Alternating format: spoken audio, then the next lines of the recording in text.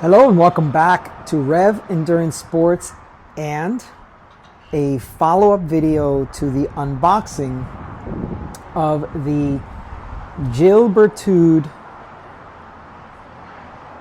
Galibier saddle. Now the bike is in need of a thorough cleaning. On Saturday I took Tommy Southwood up to Palomar Mountain. It was raining, it was a mess, and so now we've got a very dirty drivetrain from doing a basically 15-mile climb in the rain, a 15-mile descent in the rain, and then the bottom in the valley, it was, I wouldn't say sunny, but it was a lot clearer. Also, unfortunately, while he was here, we did not have our typical San Diego weather, which we're having right now, with not a cloud in the sky. All right, well, that's the intro. So there's a previous video on this saddle. Now, here's the thing. When I first pulled this out of the box, I was like, oh my God, is that a hard saddle? Now, in the past, I've broken in 3 Brooks saddles, so I know what leather saddles are like when you first start riding them, and the time that it sometimes takes to break them in. But I am shocked. Now, I've only done 4 rides on this saddle.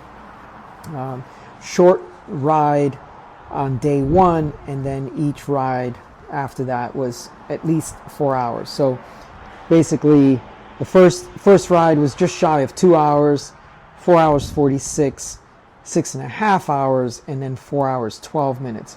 So basically it comes out to about 17.3 hours. And of course, being in the Marine Corps, when we used to work on airplanes, the hour was divided into tenths, and that's the easy way to, so 46 minutes was about 0.8 of an hour. All right, anyway, so about 17, pretty close to 17.5 hours, and it's already feeling really good. So I am shocked that it hasn't taken that long. Now, of course, Saturday was a wet ride, so that might have something to do with it, but it's feeling really good. Now, here's the thing. I'm almost thinking it broke in too quick for my liking. So what I'm going to do is, with a basic wrench, which is of course one of their selling points, a basic Allen head, you are able, let me see if I can get that to focus in. So a basic Allen wrench, you're able to go and adjust it. So this is a 4mm, and this is going to be hard to do because I have to hold the bike steady, but here's where the adjustment bolt is. So it's right there. It's very accessible compared to a Brooks saddle, and of course it doesn't require a special tool.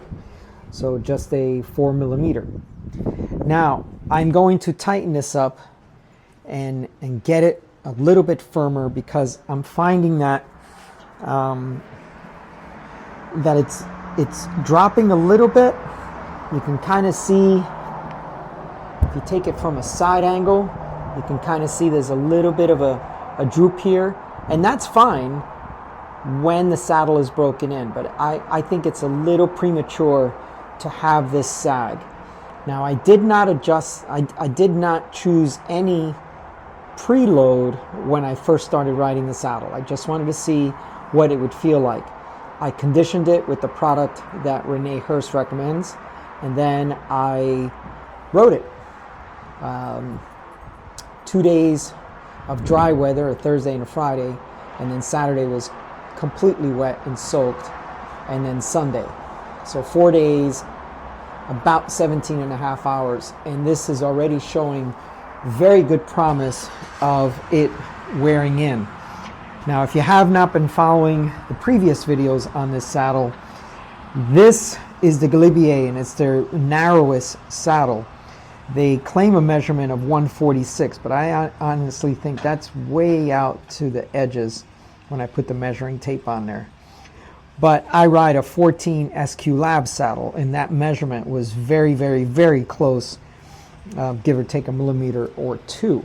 So it is the narrowest saddle, but when I took a saddle imprint, I only measure 10.5 centimeters. So if you follow the SQ Lab logic, you round up from 10.5 to 11, and then you add either 1 or 2 based on whether you ride on the tops of the bars or the drops of the bars, right? So even with adding 2, that only puts me at 13, but I really like a 14 saddle. So let's just say that maybe I'm riding too big of an SQ Lab saddle. This, being their narrowest saddle, is probably the only saddle I can purchase from Gilles, Berthoud in their lineup, because it's the narrowest they make and it measures 146.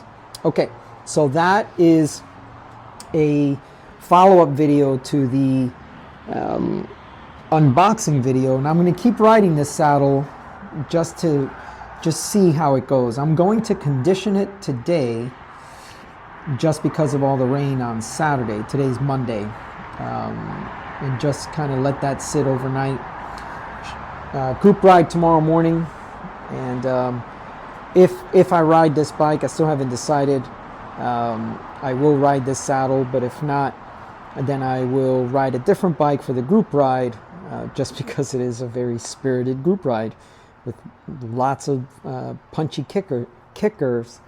And you know, this bike is a very comfortable bike. It's a Cadillac. But you know, the wheelbase is just a little bit longer, so it adds a lot of stability, but then it's not a quick, snappy bike, especially riding in a group setting. And like I mentioned, there's a lot of kickers, a lot of punchy kickers, so you're looking at half milers between 6 to 7%. Some are a little bit steeper, but not much, and it's just constant rolling, acceleration, kicker. So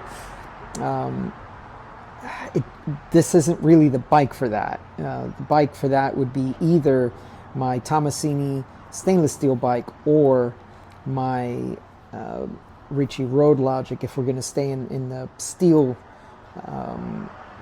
within the steel bikes that I own. There's a few other steel bikes that I own, but I wouldn't ride them at that group ride either, and that's the Bianchi that I have from like 86, 87 time frame. I've got a fixed gear that could never ride on that loop because I just get dropped on the flats when they're doing, you know, 28 to 30 miles per hour. So anyway, that's all for today.